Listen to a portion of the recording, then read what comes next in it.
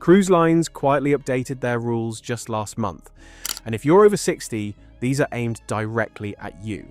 Ignore them and you're off the ship before you even unpack. A 64-year-old Virginia woman slipped aboard Carnival's Luminosa, fractured her hip and arm, and ended up stranded alone in an Indonesian hospital. The evacuation quote came back at $60,000, due up front. She had insurance. She had done everything right. She just didn't know the rules had quietly changed. These are 10 rules cruise lines are enforcing right now. And number 4 alone involves something millions of seniors pack without thinking that carries a fine of up to $12,000. Let's get into it. Point 1. Are you cleared to sail? The rule nobody mentions is the one that can stop you cold at the terminal. Several major lines, including Virgin Voyages, now reserve the right to deny boarding to any passenger their onboard medical provider deems unfit after a health evaluation at the pier. If you're 60 or older, lines have required written verification from your physician confirming you have no severe chronic condition and are cleared to cruise. Most passengers have no idea this exists until they're standing at check-in. What they don't tell you is that cruise lines update these policies quietly without notifying you. A travel expert who advises seniors says it plainly. A line can change its medical rules before you're sailing, and if you don't have that letter, you have no defense. Get a signed physician's fit-to-cruise letter close to your departure date, not months earlier. Ask your cruise line in writing whether they require one for your itinerary. Pro tip: carry the letter even when your line calls it optional. One policy update and that document is the only thing standing between you and the pier. If your cruise line never told you about this letter, hit like and subscribe. We reveal the rules they don't put in the brochure every single week. Point 2. The bill that arrives before the rescue boat. A man aboard Royal Caribbean had 3 seizures in 10 hours. Crew gave him a blood test and medication. When the rescue boat arrived, the ship handed him a bill for more than $2,500, paid before he could disembark. His fiancée looked at the crew and asked if they were being held hostage. Cruise ship medical centers don't accept insurance. Carnival Corporation requires passengers to pay all onboard charges out of pocket and submit receipts later. A consultation, X-ray, labs, and an IV runs between $800 and $1,500. Full medical evacuation ranges from $15,000 to over $200,000. If you're over 60 and on Medicare, here is what nobody says out loud. Medicare does not cover care in international waters. Buy comprehensive travel insurance before every sailing, emergency medical and medevac both. Point 3. Your scooter might not make it aboard. Carnival sent notices to passengers on the Venezia in February 2026 with one direct message. Your scooter will be measured at check-in. If it doesn't fit through your stateroom door, you will not board, and you will not be refunded. No exceptions. Every major line requires mobility devices stored and charged inside your cabin only, never in hallways or near fire doors. That's a solace safety requirement. What's new in 2026 is active enforcement, physical measurements at the gangway. Standard cabin doors run 21 to 26 inches wide. Measure your device before you book. If it won't fit, reserve a fully accessible cabin with a 32-inch doorway, or rent a cruise-approved scooter through Scootaround or Special Needs at Sea. Declare the device at booking, not at the pier. Pro tip: call the cruise line and ask for your specific ship's cabin door width. Dimensions vary by vessel, and 1 inch can be the difference between boarding and being turned away. Coming up, a common item millions of seniors pack in their shore bag that in 2026 can trigger federal charges in the wrong port. Point 4. The document trap at the gangway. A couple arrived for their Carnival sailing with Real ID driver's licenses.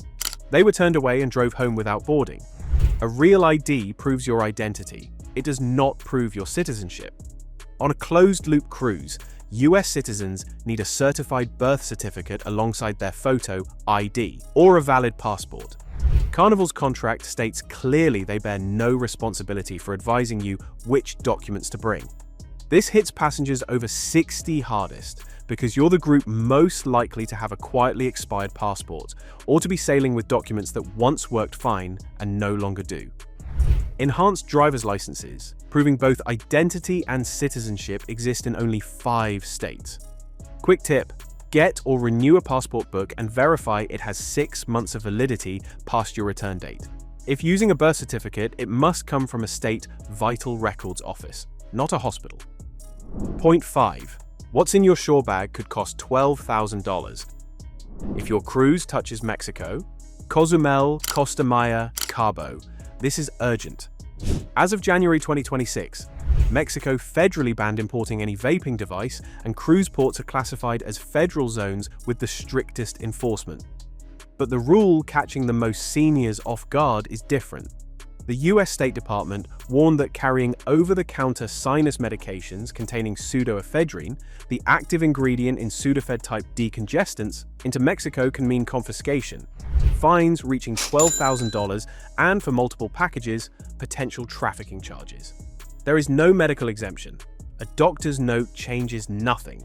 Before any Mexico sailing, replace pseudoephedrine sinus meds with a phenylephrine alternative and leave vaping devices at home. Travelers have already reported confiscations at Mexican cruise ports. This is not a rumor. It is happening right now. Have you ever been caught off guard by a cruise rule? Drop your experience in the comments. You might save someone else the whole trip. Point 6. The safety drill they will pull you out of bed for. Every passenger must check in at their muster station before the ship can legally sail. This is international maritime law, enforced harder after the 2012 Costa Concordia disaster, when hundreds hadn't completed their briefing when the ship ran aground. Some 2,026 sailings, including Carnival Miracle in January, returned to the full in-person group drill. But here's where it gets interesting.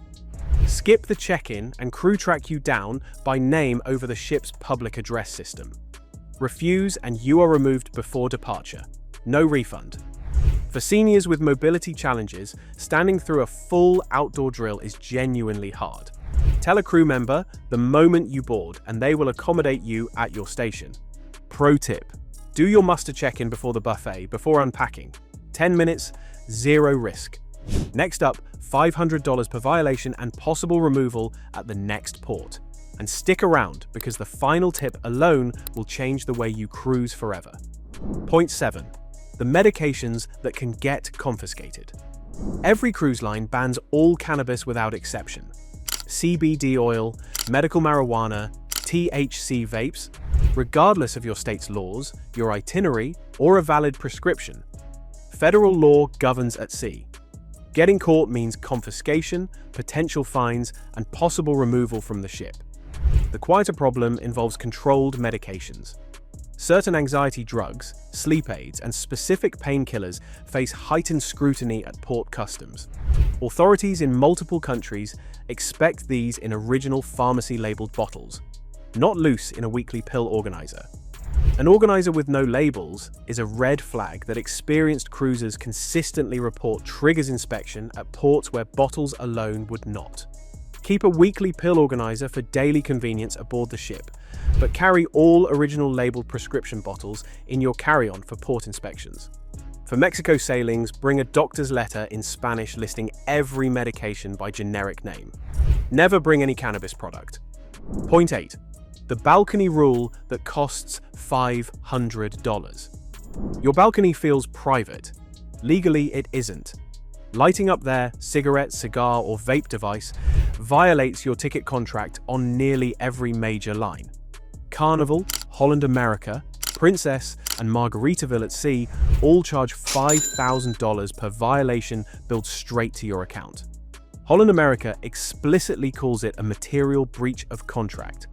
Repeat violations can get you disembarked at the next port, with repatriation costs added to your bill. Smoke detectors are in every cabin, and balcony sensors have improved. What they don't tell you is that vaping counts identically to smoking here. No distinction at all. Pro tip: if you're a regular smoker, check the policy before booking.